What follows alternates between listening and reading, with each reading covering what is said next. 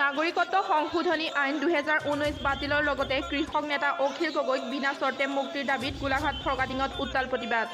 গোলাঘাট ফৰকাটিং মহাবিদ্যালয়ৰ সন্মুখত ছাত্ৰ মুক্তি সংগ্ৰাম সমিতিয়ে অৰ্ধ শতাধিক ছাত্ৰ মুক্তিৰ সংগ্ৰাম সমিতিৰ নেতাসকলে উত্তাল প্ৰতিবাদ সাব্যস্ত কৰে। বিজেপি চৰকাৰ গো বেক, নৰেন্দ্ৰ মোদী হুঁচিয়াৰ, সৰ্বানন্দ সোণোৱালৰ লাজ নাই আদি চৰকাৰ বিৰোধী বিভিন্ন শ্লোগানেৰে উত্তাল কৰি তোলে প্ৰতিবাদস্থলী।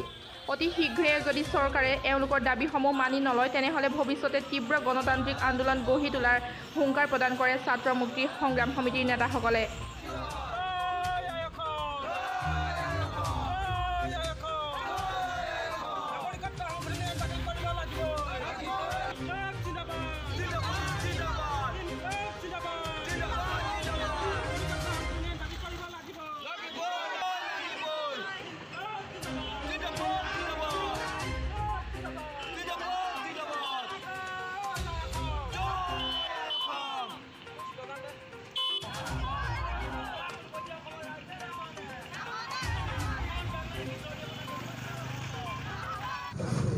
আজি আমি ছাত্ৰ মুক্তি সংগ্ৰাম সমিতি, টেঙানী আঞ্চলিক সমিতিয়ে আৰু গোলাঘাট জিলা সমিতিৰ সহযোগত মানৱ শৃংখল কাৰ্যসূচী গ্ৰহণ কৰিছোঁ।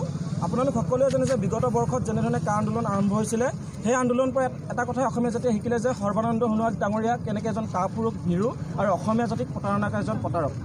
গতিকে যি সৰ্বানন্দ সোণোৱাল ডাঙৰীয়া শাসনকালত বা যিজন সৰ্বানন্দ সোণোৱাল ডাঙৰীয়াই এসময়ত ৰাজপথত জয় অসম চিঞৰিছিলে আৰু সেই সৰ্বানন্দ সোণোৱাল ডাঙৰীয়াৰ শাসনকালতে 5জনকৈ অসমীয়া তেজাল যুৱকক হত্যা কৰা হ'ল।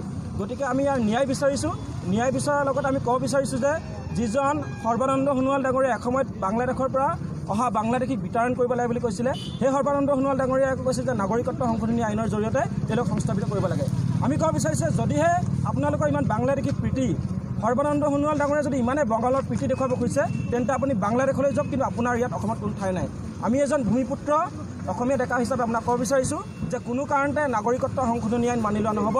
প্ৰয়োজন হ'লে অসমত যেনেকৈ বিগত বৰ্ষৰ দৰে যেনেকৈ পৰিস্থিতিৰ সৃষ্টি হৈছিলে তেনেকুৱাই পৰিস্থিতিৰ সৃষ্টি হ'ব।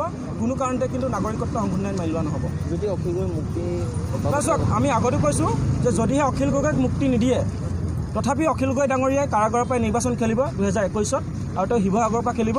আৰু দ্বিতীয় কথাটো হৈছে যে এবছৰ ধৰি এজন মানুহক ভুৱা গোচৰ যাই পিনে কাৰাৰুদ্ধ কৰি থৈছে। আপোনালোক সকলোৱে জানে, ইতিমধ্যে সংবাদ মাধ্যমত প্ৰকাশিত হৈছে যে অখিল গগৈৰ ওপৰত তেনেকুৱা কোনো ধৰণৰ তথ্য নাই বা প্ৰমাণো নাই, সম্পূৰ্ণ ভিত্তিহীন।